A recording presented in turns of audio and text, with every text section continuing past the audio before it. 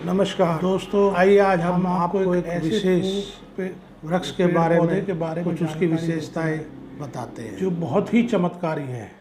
इसके छूने मात्र से ही हो जाती है थकान और बहुत सारी तकलीफ़ें दूर।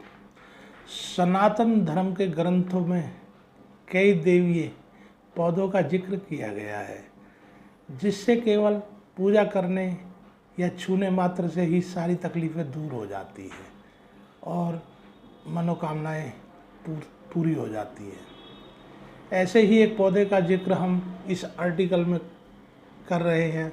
आपको जानकर हैरानी होगी कि इस पौधे का स्पर्श ही आपकी सारी थकान चुटकियों में दूर कर सकता है।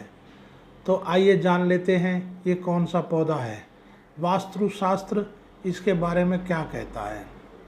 इसे कहते हैं हार श्रृंगार या फिर परिजात। हम जिस पौधे की बात कर रहे हैं उसे हार श्रृंगार या परिजात कहते हैं। इसका वानस्पतिक नाम निक्टोथिंस है। इसे अंग्रेजी में नाइट जैस्मीन कहते हैं। वनवास काल के दौरान माता सीता परिजात के पुष्पों का हार बनाकर पहनती थी, इसलिए ही इसका नाम श्रृंगार हार भी पड़ा। इसकी उत्पत्ति को लेकर कथा मिलती है कि इसकी उत्पत्ति समुद्र मंथन के दौरान हुई थी और यह देवी देवताओं को मिला था।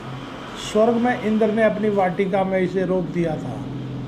मान्यता के अनुसार नरकासुर के वध के पश्चात इंद्र ने श्री कृष्ण को परिजात का पुष्प भेंट किया था, जिसे उन्होंने देवी रुक्मणी को दिया। देवी सत्यभामा को देवलोक में देवमाता आदिति ने आशीर्वाद दिया था, लेकिन परिजात पुष्प के प्रभाव से देवी रुक्मणी भी अचंभित हो गई थी, जिसे जानकर सत्यभामा क्रोधित हो गए और श्री कृष्ण को पराजित वृक्ष लाने की जिद करने लगी। इसके बाद श्री कृष्ण ने धरती पर परिजात का लाना पड़ा।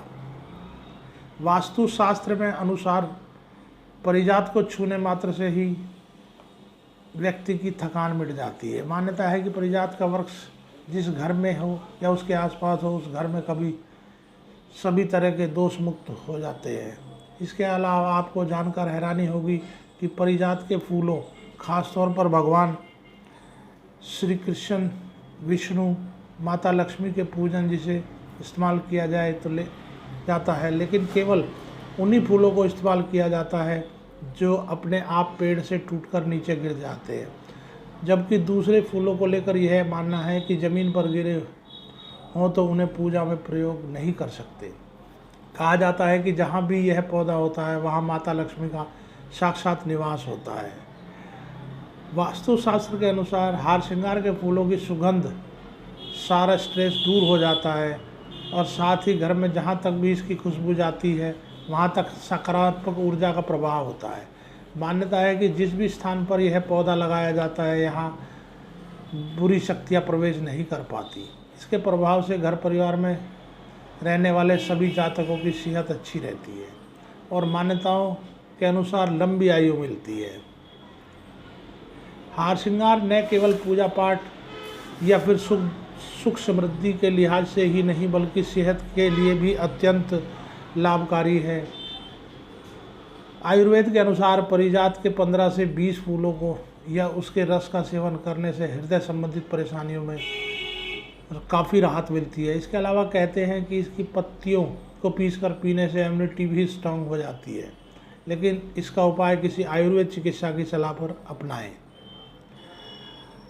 और एक इस पेड़ के अंदर विशेष बात मैं बताना चाहूँगा कि जैसे ही सूर्य उदय होता है सुबह, तो सूर्य की पहली किरणों के साथ इसके फूल अपने आप झड़कर ज़मीन पर गिर जाते हैं और जैसे ही सायकाल सूर्यास्त हो जाता है तो फिर पेड़ पर फूल लदपद हो जाते हैं और पेड़ फूलों से भर जाता है।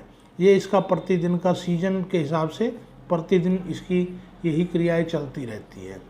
तो मेरा तो आपसे अनुरोध है कि इस पौधे को आप एक गमले में, अपनी छत पे, अपने आंगन पे, जहाँ भी जगह हो, आप अवश्य लगाएं।